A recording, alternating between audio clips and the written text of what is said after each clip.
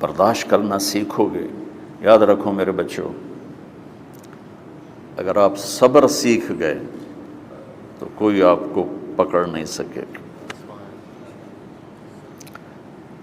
یہ جو ریسنگ گاڑیاں ہوتی ہیں نا، فراری اور مختلف ان کے نام ہیں، مشہور فراری ہے، اٹلی میں بنتی ہے. لیمبرگینی، یہ دونوں بنتی ہیں وہاں اٹلی میں. اور اس میں جو آدمی جا رہا ہو اس کے لیے سپیڈ لمٹ کی قید کوئی نہیں، ورنہ سب گاڑیوں پہ 120 کلومیٹر پر کہ اوپر جائیں گے تو جرمانہ ہوگا. لیکن جو آدمی لیمبرگینی میں جا رہا ہے یا فراری میں جا رہا ہے اس کے لیے کوئی جرمانہ نہیں، چونکہ وہ یوں کرو تو 1 سیکنڈ میں وہ 120 پہ چلی جاتی ہیں، صرف اتنا کرنے سے شو ایسے جاتی ہیں. تو میں آپ کو ایک لیمبرگینی دینا چاہتا ہوں، فراری 8 کروڑ کی ہے. فراری 8 کروڑ کی گاڑی ہے فراری. کئی دفعہ وہاں جب جاتا ہوں تو کوئی نہ کوئی بٹھا دیتا ہے، یہ آپ کو ذرا سیر کرائیں. وہ ہمارے کو تو شوق کی کوئی چیز ہے نہیں، وہ نوجوانوں کے شوق کی چیز ہے. تو 8 کروڑ کی گاڑی ہے، میں مفت آپ کو دے رہا ہوں، وہ ہے صبر.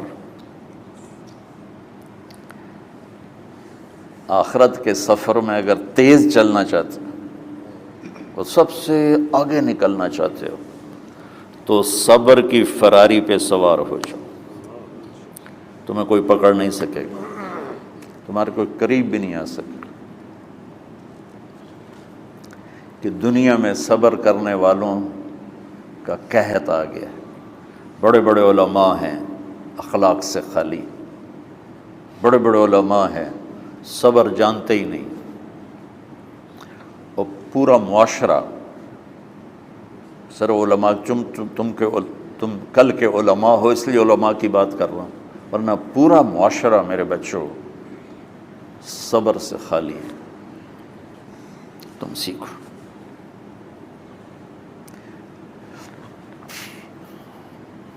دیکھو میری ایک بات سنو، علم کی کمی ہو تو اچھے اخلاق اس کو چھپا دیتے ہیں، اخلاق کی کمی ہو تو بڑے سے بڑا علم بھی اسے چھپا نہیں سکتا. سارے عیب ہوں اور اخلاق اچھے ہوں تو اخلاق وہ چادر ہے جس میں سارے عیب چھپ جائیں گے. اور ساری صفتیں ہوں اور بد اخلاق ہو تو ہر صفت کو بد اخلاقی چھپا دے گی. میرے نبی نے نماز لمبی پڑھی، اللہ نے روک دیا، کہا نہیں چاہیے. ما انزلنا علیک القرآن لتشقی، مختصر نماز پڑھیں، درمیانی نماز پڑھیں. پیسہ سارا خرچ کر دے، اللہ نے روک دیا. ولا تبسطها کل البسط، میرے نبی سارا خرچ نہ کرو، کچھ بچا کے بھی رکھو. تبلیغ میں اپنی جان کھپائی، اللہ نے اس سے بھی روک دیا. فلا تذهب نفسك علیہم حسرات، تبلیغ کرو خود نہ مر جاؤ. تبلیغ کتنا بڑا عمل ہے، اللہ نے کہا اعتدال. نماز کتنا بڑا عمل ہے، اللہ نے کہا درمیانہ ہاتھ رکھو. مال خرچ کرنا کتنا بڑا عمل ہے، اللہ نے کہا درمیانہ ہاتھ رکھو. جب میرے نے میں نے اخلاق میں بلند پرواز دکھائی تو اللہ نے کہا شاباش انک لعلی خلق عظیم. میرا نبی میں آپ کو شاباش دیتا ہوں، آپ کے اخلاق بڑے عالی شان ہیں. یہ نہیں کہا کہ اتنے بھی ذرا تھوڑا اکھ بھی کھائی کر کوئی کوڑا ہویا کر. تو تم مولوی بڑے غسیلے ہوتے ہو. تم میرے بچے بیٹھو نا اس لیے بات کر رہا ہوں.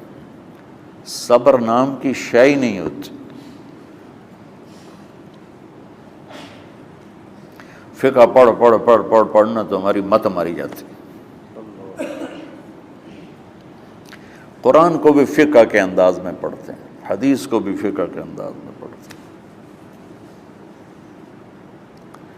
بخاری سے زیادہ امام بخاری پڑھاتے ہیں. ترجمۃ الباب پہ اتنا وقت لگا دیتے ہیں کہ حدیث جو اصل چیز ہے اس کی طرف توجہ نہیں جاتی۔ امام بخاری کی کتاب کا مقدمہ کوئی نہیں، تو اس پر جب بخاری شروع ہوتی ہے تو ہفتہ ہفتہ اس پہ سبق چلتا ہے کہ امام بخاری نے مقدمہ کیوں نہیں لکھا، جی میں سارے مل کے یعنی امام صاحب نے تو گلاں کی جان۔ میں اس کا اتنا آسان 1 منٹ میں اس سارے سبق کو ختم کر دیتا ہوں بخاری شریف کے، کہ دیکھو بھائی امام صاحب کا دل نہیں کیا مقدمہ لکھنے کو، اس لیے انہوں نے نہیں لکھا۔ گلموں ایک حدیث کے عنوان اور حدیث میں جوڑ نہیں تھا، تو شیخ رمزی بہت بڑے فاضل آدمی ہمارے فیصل آباد، میں نے کہا شیخ یہ جوڑ کوئی نہیں، کہا شیخ ھذا من اصعب ابواب البخاری، یہ بخاری شریف کے مشکل ترین ابواب میں سے۔ میں نے کہا تو بڑا آسان کام ہے، امام بخاری بھول گئے، ترجمہ کوئی اور تھا، حدیث کوئی اور لکھ دی، بھول گئے، بشر ہی تو ہیں، کیوں بچوں نے مصیبت پان دیا۔ تو بچوں شوق سے جاؤ، بہانے نہ کرو، ہماری ذرا تھوک ڈال کے پیٹوں میں درد،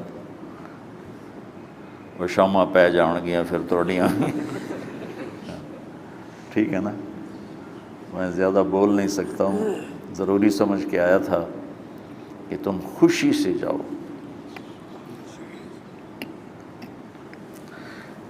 پھر اس میں جو ناگواری آئے گی اسے برداشت کرو گے تو پھر آپ کا صبر بڑھے گا۔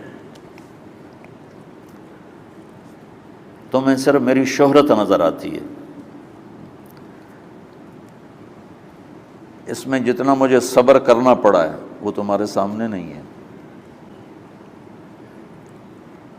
جتنی کڑوی گولیاں میں نے کھائی ہیں لوگوں سے وہ تو تمہیں نہیں پتا۔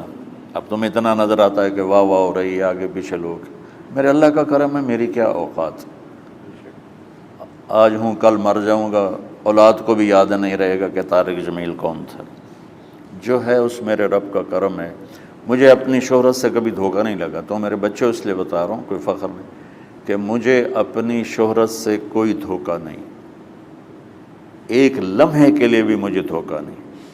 میرے دل کی گہرائیوں یہ بات اتری کہ سب میرے اللہ کا فضل ہے، اور برائی کرنے والا اور اچھائی کرنے والا میری نظر میں برابر ہو گیا ہے۔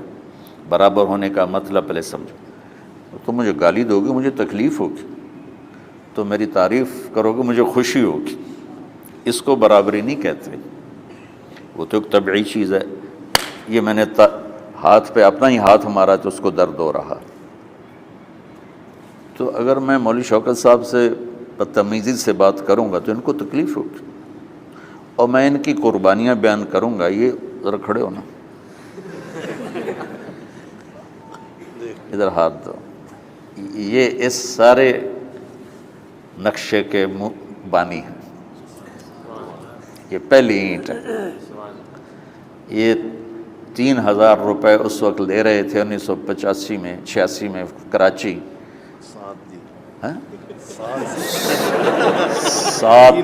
7,000 ان کی تنخواہ تھی، اور میں نے ان کو تلمبے میں بلایا 900 روپے مہینے پر۔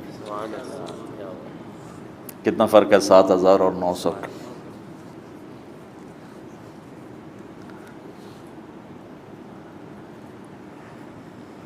لوگ میری تعریف کرتے ہیں، میں اللہ کا شکر ادا کرتا ہوں، اور اس پہ میں تکبر میں نہیں آتا۔ یہ ہے مدح اور ذم برابر ہو جائے، یعنی تعریف کرنا اور برائی کرنا برابر ہو جانے کا مطلب یہ نہیں ہے کہ برائی سن کے اثر نہیں ہوتا اور تعریف سن کے اثر نہیں ہوتا، نہیں، برابر ہونے کا مطلب بتا رہا ہوں، اس کی توفیق تائید رحمت اپنی اولاد کو بتا رہا ہوں۔ کوئی میری تعریف کرتا ہے میں اللہ کا شکر ادا کرتا ہوں اور اپنے آپ کو بھولتا نہیں ہوں، کوئی میری برائی کرتا ہے تو میرے دل میں اس کے لیے کوئی منفی جذبہ نہیں پیدا ہوتا۔ یہ ہے اچھائی برائی کو برابر کر دینا۔ کہ میرے اوپر مختلف الزام لگتے ہیں تو میں ان کو پی جاتا ہوں، اور اس طرح کا معاملہ کرنے والوں سے اپنے دل کو بالکل صاف رکھتا ہوں، بالکل صاف، اور میرا ان سے معاملہ اسی طرح ہوتا ہے جیسے پھر آؤ جی اپنی وجہ سے کبھی کسی سے قطع تعلق نہیں کرتا۔ تو بچوں، صبر بہت بڑی دولت، یہ تمہاری تبلیغی زندگی میں بھی کام آئے گی، علمی زندگی میں بھی کام آئے گا، جب تم گھر والے بنو گے، شادیاں ہوں گی، اس وقت یہ کام آئے گا۔ ٹھیک ہے، اب بہانہ تو نہیں کرو گے نا، خوشی سے جاؤ گے نا؟ چلو، السلام علیکم۔